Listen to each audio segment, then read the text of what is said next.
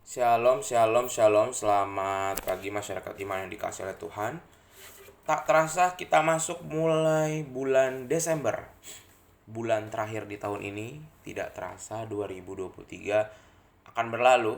Tinggal 31 hari. Semoga hari ini kita bisa lewati dengan baik untuk mengawali bulan ini.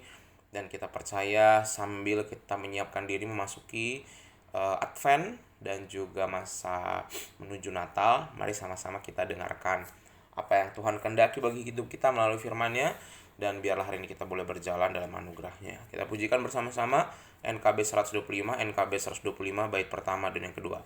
NKB 125 bait pertama dan kedua, ku dengar panggilan Tuhan.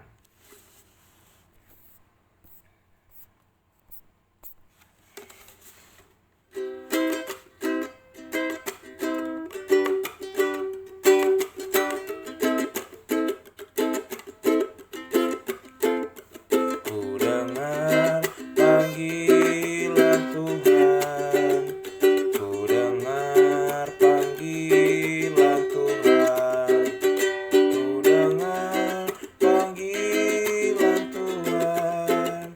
Biku sari, ikutlah aku.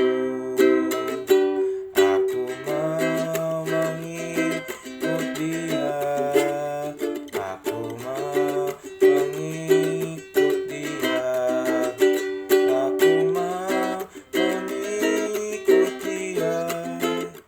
Ikut Dia, Yesus Tuhanku. Ku mau ikut walau sukar. Ku mau ikut walau sukar. Ku mau ikut walau sukar. Ku mau ikut Dia selamanya. Aku mau mengikut Dia.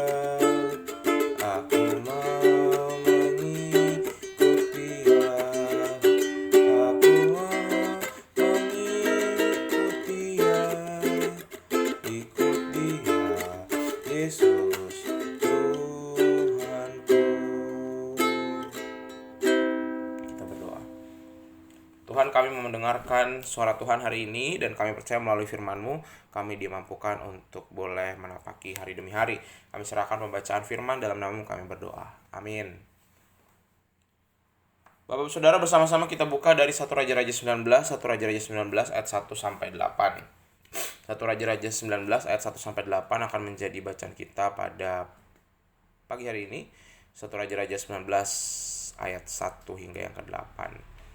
Dengarkanlah sabda Tuhan.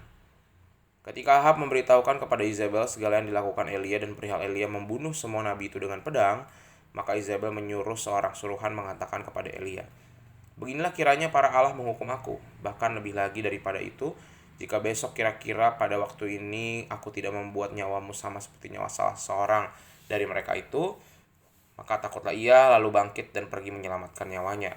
Dan setelah sampai ke Beersheba yang termasuk wilayah Yehuda, ia meninggalkan bujangnya di sana. Tetapi ia sendiri masuk ke padang gurun sehari perjalanan jauhnya, lalu duduk di sebuah pohon arar. Kemudian ia ingin mati, katanya, Cukuplah itu sekarang ya Tuhan, ambillah nyawaku sebab aku ini tidak lebih baik daripada nenek moyangku." Sesudah itu ia berbaring dan tidur di bawah pohon arar itu. Tetapi tiba-tiba seorang malaikat menyentuh dia serta berkata kepadanya, "Bangunlah, makanlah." Ketika ia melihat sekitarnya, maka pada sebelah kepalanya ada roti bakar dan sebuah kendi berisi air. Lalu ia makan dan minum, kemudian berbaring pula.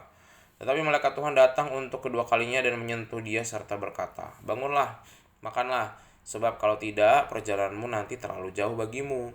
Maka bangunlah ia, lalu makan dan minum, dan oleh kekuatan makanan itu ia berjalan 40 hari, 40 malam lamanya sampai ke gunung Allah, yakni gunung Horeb.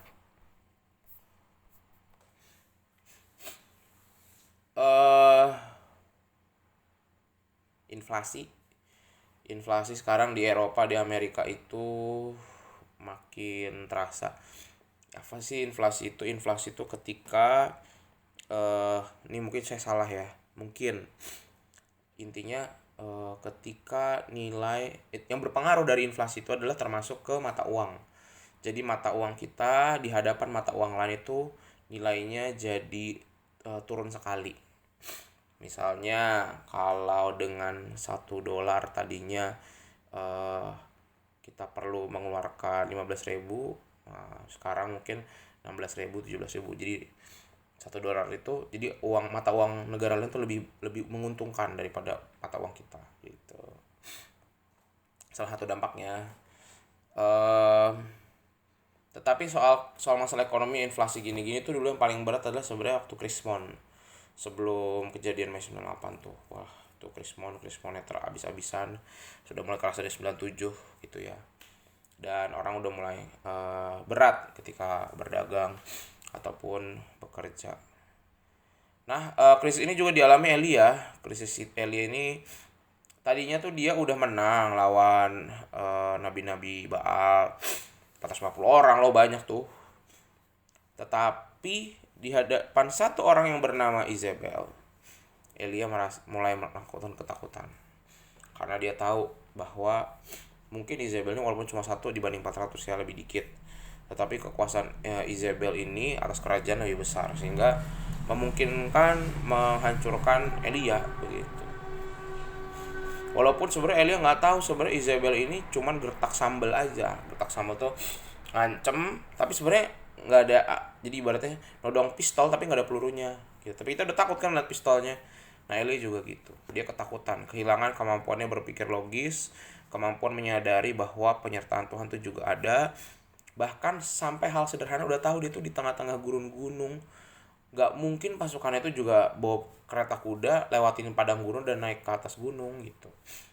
Sebenarnya dia udah bersembunyi di tempat yang sangat jauh, tapi ketakutan itu ya Bapak Ibu Saudara, kadang-kadang kita sudah menyiapkan diri supaya kekhawatiran dan ketakutan kita nggak jadi, tapi yang namanya ketakutan itu melebihi tembok-tembok paling aman dan tinggi sekalipun. Misal kita takut, misalnya kita punya emas nih di rumah, emas perhiasan titipan dari orang tua, terus kita harus pergi keluar kota selama seminggu. Kita kan deg-degan nih, aduh takut-takutnya tidak pencuri, takut-takutnya nanti ada apa-apa gitu.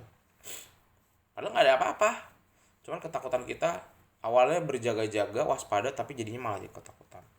Nah, keadaan ini Tuhan nggak seneng nih Elia kayak gini, sehingga Elia dikuatkan kembali lagi bahwa dia harus dekat sama Tuhan itu sendiri. Dia harus ingat lagi panggilannya, komitmennya gitu ya. Rupanya Nabi sekaliber Elia aja juga masih bisa jatuh gitu. Bahkan dia mengadu udah pengen mati aja deh gitu. Bayangkan seorang nabi yang mengalahkan 400 nabi Baal masih bisa depresi, masih bisa takut. Nah, begitu juga dengan kita. Kita mau belajar hari ini, belajar dari Nabi Elia. Kadang-kadang kita udah ibaratnya, saya mau udah banyak pengalamannya, tapi ketakutan tetap aja bisa datang.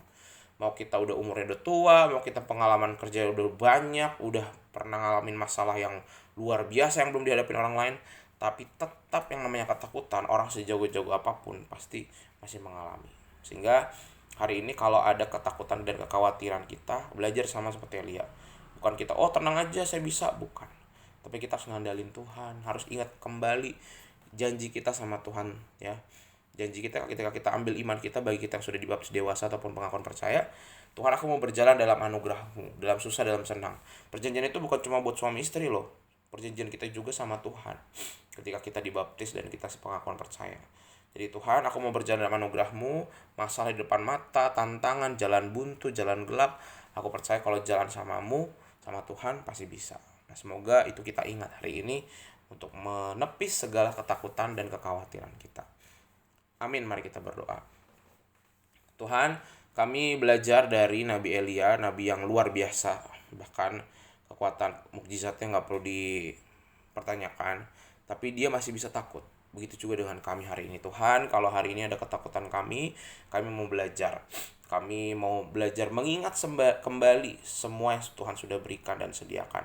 Ajarkan kami pegangan sama Tuhan dan makin percaya untuk melewati pergumulan hari ini, minggu ini. Kami serahkan dalam nama-Mu, kami berdoa dan bersyukur. Haleluya. Amin.